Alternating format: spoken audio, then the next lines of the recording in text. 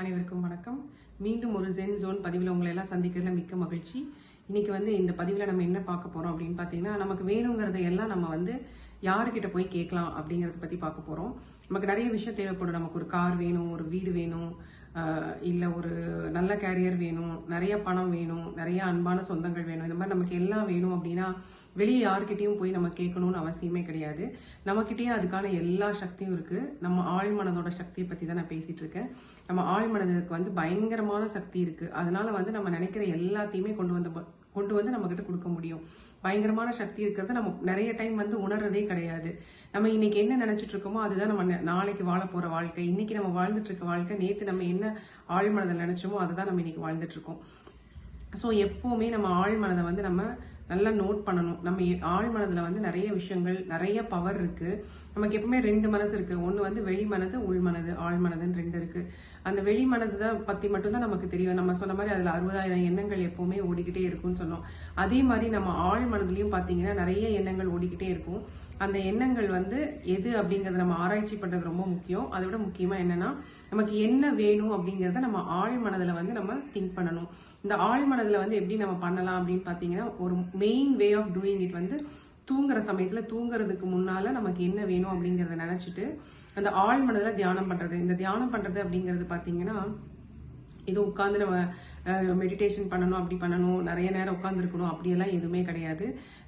மெயினாகவே பார்த்தீங்கன்னா நம்ம ஆழ்மனது எப்பவுமே நமக்குள்ள இருந்துகிட்டே இருக்கும். அதாவது ஆழ்மனதில் நம்ம ஒரு விஷயத்த நம்ம உணர்ந்து சொல்றது ரொம்ப ரொம்ப முக்கியம். உணர்ந்து கேட்கணும், நம்ம உணர்ந்து பண்ணணும். நிறைய டைம் பார்த்தீங்கன்னா எனக்கு நமக்கு ஒரு இது தோணும், இது மாதிரி நடந்துச்சுல்ல அன்னைக்கு நமக்கு, அது பாருங்களேன் இப்ப நடந்திருக்கு அப்படின்னு சொல்லுவோம். நம்ம மனசுல எப்பவுமே முதல்லயே இது இருந்துரும். சோ அந்த மனசுக்குள்ள இருக்கிறது தான் நமக்கு வெளியே வருது. நம்ம ஆழ் மனதுல போய் நம்ம நம்பிக்கைகள் எல்லாம் விதைக்க ஆரம்பிச்சோம்னா அது பெரிய பயிரா வளர ஆரம்பிக்கும். அந்த ஆழ் மனது அப்படிங்கிறது பாத்தீங்கன்னா நமக்குள்ளதான் இருக்கு. அது ஒன்றும் இல்லை, நமக்கே கடவுள். நம்ம நிறைய இடத்துல பார்த்துருப்போம், கடவுள்ங்கிறது எங்கேயும் வெளியில நமக்குள்ள இருக்குன்னு சொல்லுவாங்க. கரெக்டா? அது ஒன்றும் இல்லை, நம்மளோட ஆழ் மனது தான். அதுகிட்ட எல்லாத்தையுமே உங்களால பேச முடியும், எல்லாத்தையுமே உங்களால அட்ராக்ட் பண்ண முடியும். நிறைய டைம் நம்ம பார்த்தோம்னா நிறைய பேர் சந்தோஷமா இருக்கிறாங்க ஒரே வீட்டுல, ஆனா இன்னொரு செட் ஆஃப் பீப்புள் சோகமா இருக்கிறாங்க. நிறைய பேர்த்துக்கிட்ட நிறைய பணம் இருக்கு, சிலர்கிட்ட பணமே இல்லாம ரொம்ப கஷ்டப்படுறாங்க. இந்த உலகத்துல பிரபஞ்சத்துல எல்லாருக்குமே எல்லாமே ஒன்னா கொடுத்துருக்குன்னு சொல்றோம். பட் ஆனா ஏன் வித்தியாசமான, ஒவ்வொருத்தருக்கும் வித்தியாசமான விஷயங்கள் நடக்குது அப்படின்னு பாத்தீங்கன்னா, மெயினா நம்மளோட ஆழ் மனதுல நம்ம என்ன நினைக்கிறோம் அப்படிங்கிறது தான். நம்ம என்ன பிலீவ்ஸ், என்ன நம்பிக்கை நம்ம அந்த ஆழ் மனதுக்குள்ள வச்சிருக்கோமோ அதுதான் வெளியே வருது. ஒருத்தர் என்ன நினைக்கிறாரு, நான் ரொம்ப கஷ்டப்பட்டு தான் சம்பாதிக்கணும் அப்படிங்கிற ஒரு எண்ணம் அவருக்குள்ள இருக்கும். அப்போ ஆப்வியஸா அவங்க என்ன பண்ணுவாங்க, ரொம்ப கஷ்டப்பட்டு தான் சம்பாதிப்பாங்களா இருக்கும். இன்னொருத்தர் அப்படி இல்லை, எனக்கு ஈஸியா பணம் கிடைக்கும் அப்படிங்கிறது அவங்க ஆழ் மனது மூலமாவே நினைச்சிட்டு இருப்பாங்க. அவங்களுக்கு ஈஸியாவே பணம் கிடைக்கும். ஸோ அந்த மாதிரி நம்ம ஆழ் மனதை ட்ரெயின் பண்றது ரொம்ப ரொம்ப முக்கியம். அதுக்கு நிறைய டெக்னிக்ஸ் இருக்கு. ஒரு டெக்னிக் தான் இன்னைக்கு சொல்ல போறோம். அந்த டெக்னிக் என்னன்னு பாத்தீங்கன்னா, ஆழ் மனதுகிட்ட நம்ம பேசணும். எப்படின்னா, அமைதியா ஒரு இடத்துல உட்காந்து, இல்லைன்னா படுத்துட்டு, அது பகல்லையா இருக்கலாம், இல்ல நைட் தூங்க போறப்பையா இருக்கலாம். நீங்க ஒரு 10 நிமிஷம் படுத்துட்டு இல்லைன்னா உட்காந்துட்டு நீங்க உங்க ஆழ் மனதுகிட்ட உங்களுக்கு என்னென்ன வேணும் அப்படிங்கறத ஒரு லிஸ்ட் டவுன் பண்ணி சொல்லுங்க. சொல்றப்ப அது எல்லாமே ஆல்ரெடி நடந்து முடிஞ்சதாவும், ஆல்ரெடி உங்ககிட்ட இருந்தா உங்களுக்கு எப்படி ஒரு ஆனந்தம் இருக்கும். உங்களுக்கு ஒரு கார் வேணும்னு நினைக்கிறீங்க. இப்ப நீங்க எப்படி நினைக்கிறோம் அப்படின்னு பாத்தீங்கன்னா, ஆல்ரெடி அந்த கார் உங்ககிட்ட இருந்து அந்த கார் நீங்க ஓட்டிட்டு போறப்போ உங்களுக்கு எவ்வளவு சந்தோஷம் இருக்குமோ அந்த சந்தோஷத்தோட நீங்க உட்காந்து ஆழ் மனதுகிட்ட அதை பேசணும். இப்ப நம்ம என்ன பண்ணுவோம்னா, நமக்கு எனக்கு கார் வேணும், வீடு வேணும் அப்படின்னு சொல்லுவோம். பட் ஆனா சொல்றப்ப அதை யூஸ் பண்ணா நமக்கு எவ்வளவு ஆனந்தம் வரும் அப்படிங்கிற அந்த விஷயம் நமக்கு வெளியே சொல்றதே கிடையாது.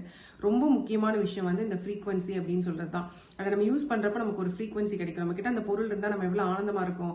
அந்த ஆனந்தமான சூழ்நிலையில இருக்கிறப்ப நம்ம என்னெல்லாம் பண்ணுவோமோ அதை எல்லாமுமே நீங்க ஆழ் மனதுகிட்ட பேசணும். எனக்கு இது வேணும், அது வேணும், இல்லை எனக்கு ஒரு ஹெல்த்ல ரொம்ப இஷ்யூவா இருக்கு அப்படின்னு சொன்னீங்கன்னா கூட, மெயினா பாத்தீங்கன்னா அந்த ஆழ் மனதுல ஹீல் பண்ண முடியும். நம்மளாலே நம்மள ஹீல் பண்ணிக்க முடியும். நம்ம ஆழ் மனதால டாக்டர் கிட்டே போகாம நிறைய நேரத்துல ஹீல் பண்ண முடியும். ஏன்னா டாக்டரை பொறுத்தவரை டாக்டர் உங்களுக்கு மேலால ஒரு ட்ரீட்மெண்ட் கொடுக்குறாரு. ஆனா உள்ள இருக்கிற ஹீலிங் கண்டிப்பா உங்க உடம்பு தான் பண்ணுது. அதுக்கு உடம்புக்கு முக்கியமான காரணம் பாத்தீங்கன்னா உங்க ஆழ் மனது தான். அந்த ஆழ் மனதோட சக்தியை யூஸ் பண்ணி நிறைய பேர் நிறைய விஷயத்த அச்சீவ் பண்ணியிருக்காங்க. இன்னைக்கு பேரறிஞர்களா இருக்கிறவங்களும் சரி, பெரிய பணக்காரங்களா இருக்கிறவங்களும் சரி, பெரிய அறிஞர்களா இருக்கிறவங்களும் சரி, எல்லாருமே இந்த ஆழ் மனதோட சக்தியை உணர்ந்தவங்களா இருக்காங்க. நீங்களுமே உங்க ஆழ் மனதுகிட்ட ஏதாவது ஒரு சப்ஜெக்ட் எடுத்துக்கோங்க. நிறைய விஷயத்த போட்டு இது பண்ணாதீங்க. எனக்கு ஒரு விஷயம் வேணும் அப்படிங்கிறத நீங்க உங்க ஆழ் மனதுல போய் நீங்க சொல்லுங்க. சொல்லிட்டு அதை வந்து கான்சென்ட்ரேட் பண்ணுங்க. அதாவது கான்சியஸா சொல்லணும் அப்படின்னு சொல்லுவாங்க எந்த விஷயத்தையுமே. அது மட்டும் இல்லாம அந்த விஷயம் ஆல்ரெடி உங்களுக்கு நடந்துட்டா எப்படி இருக்கும் அப்படிங்கிற மாதிரி சொல்லணும். அந்த டைம்ல உங்களோட அனுபவம் எப்படி இருக்கும், நீங்க எந்த சூழ்நிலையில இருப்பீங்க, அது நடந்துட்டா அப்படிங்கிற அந்த மகிழ்ச்சி சூழ்நிலையோடு இதை சொல்லும்போது ஆப்வியஸா உங்களுக்கு நீங்க நினைச்சதெல்லாம் நடக்கும். நான் சொன்ன மாதிரி நீங்க வெளியே யார்கிட்டயும் போய் உங்களுக்கு என்ன வேணும்னு கேட்க வேண்டாம். உங்க ஆழ் மனதுகிட்ட நீங்க என்ன வேணும் அப்படிங்கிறத சொல்லுங்க. அதை கண்டிப்பா நீங்க அட்ராக்ட் பண்ணுவீங்க. இந்த பதிவை பார்த்ததுக்கு மிக்க நன்றி.